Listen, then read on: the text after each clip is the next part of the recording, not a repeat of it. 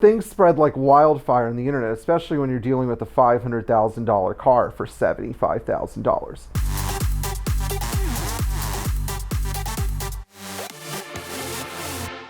We were busy doing what we normally do, which is sorting out Mercedes from the 80s and 90s and having a great time doing it. And Alex called my phone about 6 times. And Alex is a very, very effective car hunter.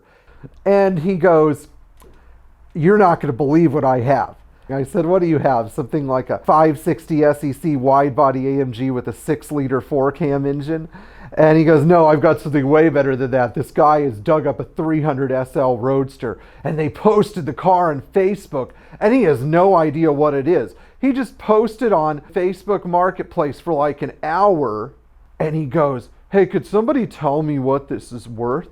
So one of my friends contacts him, and then he goes, 'Hey, we'll give you $350,000 for that car.'"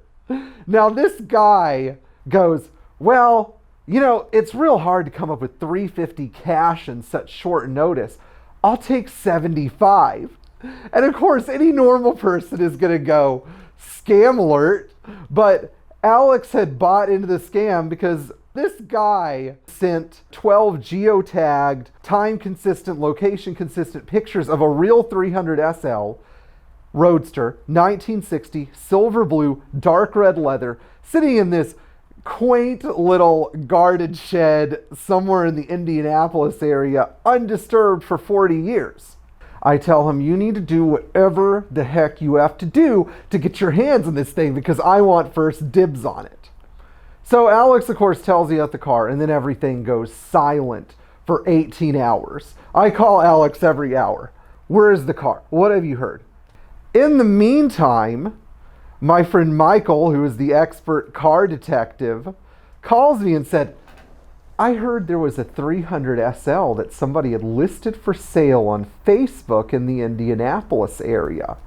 Michael's capability is finding Mercedes from the 50s and 60s and effectively securing them in very short periods of time, bringing them to market, and then doing a great job getting them to European buyers who are constantly looking for these things. I don't have this huge moral dilemma about bringing him into this because he already theoretically knows about the rumor. And you know, things spread like wildfire on the internet, especially when you're dealing with a $500,000 car for $75,000. I say, "Michael, here's the car. Here's the information I have in the car. Here's the address for the car. Do you think you could maybe get out there or send somebody out there?" And he said, "Yeah, sure. I've got a contact in Indianapolis," because that's the beauty of dealing with an Italian attorney. They seem to know just about everybody somewhere all over the globe. Within 1 hour, he had a college roommate's friend on the property.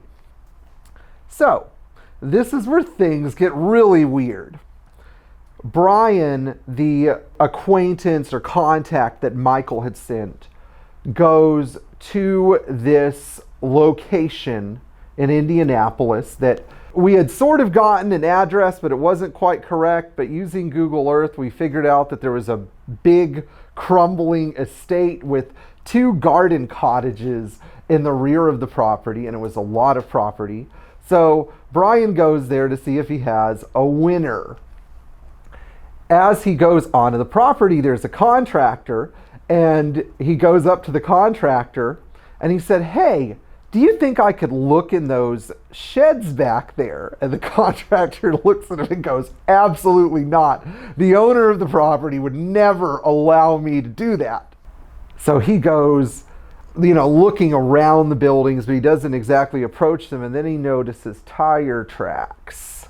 So he goes to the contractor. He said, "Listen, I don't want to cause any problems here, but don't you think it's a little weird that it looks like a vehicle's been driven up to the property?" And so the contractor goes, "Okay, I'm gonna have to go look."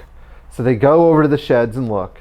And of course, they open the doors, and the 300 SL that was sitting there for 40 years is now gone, vanished. Sitting next to it, inconsequently, was a 1962 or 63 E-Type Series 1 3.8 outside bonnet latch Roadster, which I don't know why they would have left that.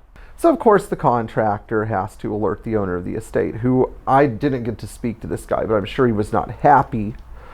And after that, the car gets filed as a stolen car. So one detective, Sterling, contacts Michael Schicchetti and Alex. Based on what we understand, the perpetrator, who had already been arrested for invasion of privacy, had consummated a deal on the phone to one of Alex's friends to sell the car for $75,000. By the way, if you ever see a real 300 SL for that much money, just go to the bank and sell a kidney or do whatever you have to do to get it, because you're going to be rich about 5 to 10 hours later. The situation was the perpetrator couldn't deliver the car because you can't rent a U-Haul without a driver's license, and so that fell through. The next thing that happened was that he found somebody who was willing to come and take the car off his hands for a similar sum of money, probably more. So they showed up, gave him a bag of cash, and of course now the detective is furious, and so he's calling Alex. Alex is like, well, I wasn't really part of this deal, but I'm going to give you everything I know. He gives him the pictures, he sends him all the information he has about the car, and apparently the person who bought it sold it to another gentleman who was incredibly honest, nice guy. Apparently he was so happy to get the car, he was taking selfies of it with his kids, you know, in the background in the car, and him, and it was like the best day of his life for sure, that he stumbled on this unrestored 40-year stored 300 SL. He paid somewhere over 100, but not much more. I mean, if I were buying a stolen 300 SL and I was going to flip it to somebody else, I don't know how many people would buy a 300 SL with no keys and no title for $100,000. There has to be some kind of risk involved. Let's just say he made a slip up. He called the Classic Center. Mercedes Classic Center is a wonderful operation, and they're very helpful, and you can call them with information about your Mercedes, and if it's yours, they will give you as much information in the car's history as they can. He calls the Classic Center, and the Classic Center goes, yeah, can you just hold on a second? Let me get your name. You know, let's get your name and number and figure out exactly where you got this car and whose car it is and who owned it before you. And then the next call is to the Indianapolis Police Department. They're like, we have serial number 1980421000202 in the possession of a gentleman somewhere in northern New Jersey. And of course, the Indianapolis Police Department was thrilled to have recovered the car, because it's not easy to find classic cars. You know, one thing I tried to communicate with them was, you need to be watching the Mexican border, because there are probably some Russians in possession of the thing driving south. But thankfully the car has been recovered in one piece. It's always nice to see a stolen car get reunited with its owner rather than the car disappear somewhere behind the former Iron Curtain.